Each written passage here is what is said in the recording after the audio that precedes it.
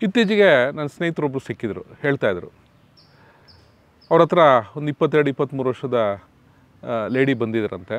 ಅವ್ರಿಗೆ ಸಿಕ್ಕಾಬಿಟ್ಟೆ ಕತ್ನೋವು, ಕೂರೋಕ್ಕೆ ಆಗಲ್ಲ, ಬರೆಯೋಕ್ಕಾಗಲ್ಲ, ಓದೋಕ್ಕಾಗಲ್ಲ, ಮಲಗೋಕ್ಕಾಗಲ್ಲ. ಅದು ಎಲ್ಲ ಟೆಸ್ಟು ಮಾಡಿಸಿದಾರಂತೆ. ಸ್ಪೆಷಲಿಸ್ಟ್ ಹತ್ರ ಹೋಗಿದ್ದಾರೆ.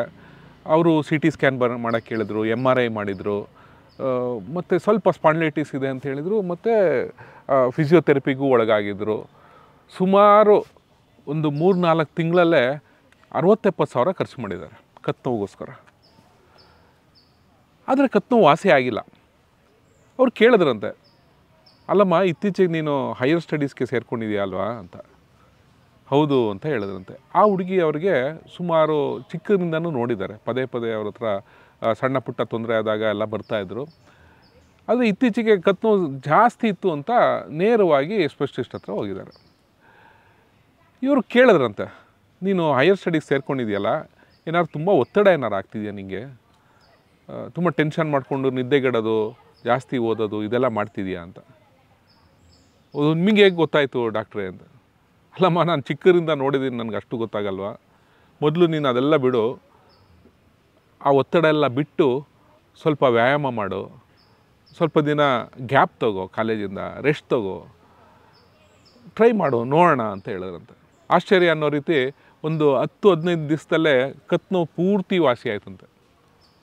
ಅವ್ರು ಬಂದು ತುಂಬ ಥ್ಯಾಂಕ್ಸ್ ಡಾಕ್ಟ್ರೆ ಅಂತ ಹೇಳಿದಾಗ ಅವ್ರು ಹೇಳಿದ್ರಂತೆ, ನೋಡಮ್ಮ ಮೊದಲು ಡೈರೆಕ್ಟಾಗಿ ಯಾವತ್ತೂ ಸ್ಪೆಷಲಿಸ್ಟ್ ಹತ್ರ ಹೋಗಬಾರ್ದು, ಮೊದಲು ಫ್ಯಾಮಿಲಿ ಡಾಕ್ಟ್ರ್ ಹತ್ರ ಬರಬೇಕು. ಮೊದಲು ನಿಮ್ಮ ತಂದೆ ತಾಯಿ ಎಲ್ಲ ಆಗ ಮಾಡ್ತಿದ್ರು, ಆದರೆ ನಿಮ್ಮದು ಹೊಸ ಜನ್ರೇಷನ್ನು, ನೇರವಾಗಿ ನಿಮ್ಮ ಹತ್ರ ದುಡ್ಡಿದೆ ಹೆಚ್ಚಾಗಿ, ನೇರವಾಗಿ ಸ್ಪೆಷಲಿಸ್ಟ್ ಹತ್ರನೇ ಹೋಗ್ತೀರಾ.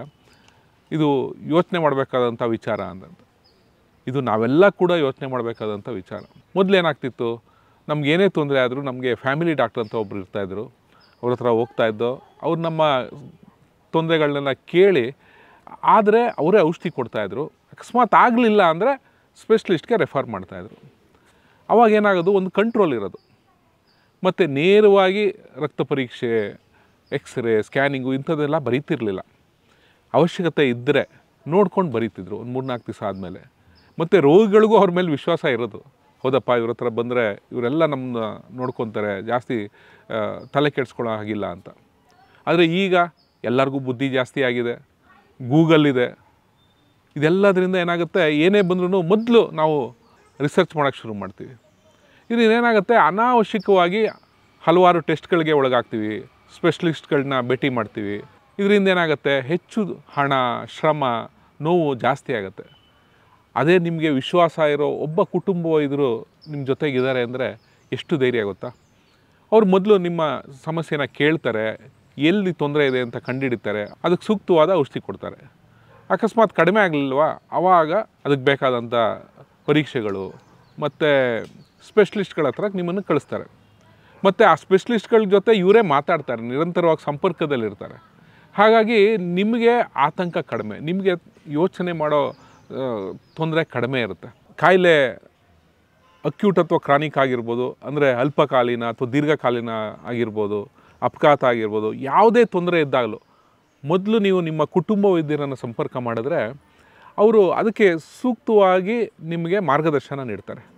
ಹಾಗೆ ಮಾರ್ಗದರ್ಶನ ಪಡ್ಕೊಂಡು ಅವರ ಸಹಾಯ ಪಡ್ಕೊಂಡು ನಾವು ಚಿಕಿತ್ಸೆಗೆ ಒಳಗಾದರೆ ಶ್ರಮ, ವೆಚ್ಚ ಮತ್ತು ಸಮಯ ಇದೆಲ್ಲನೂ ನಮಗೆ ಉಳಿತಾಯ ಆಗುತ್ತೆ. ಹೀಗಾಗಿ ಕುಟುಂಬ ವೈದ್ಯರನ್ನು ನೀವು ಮರಿಬೇಡಿ.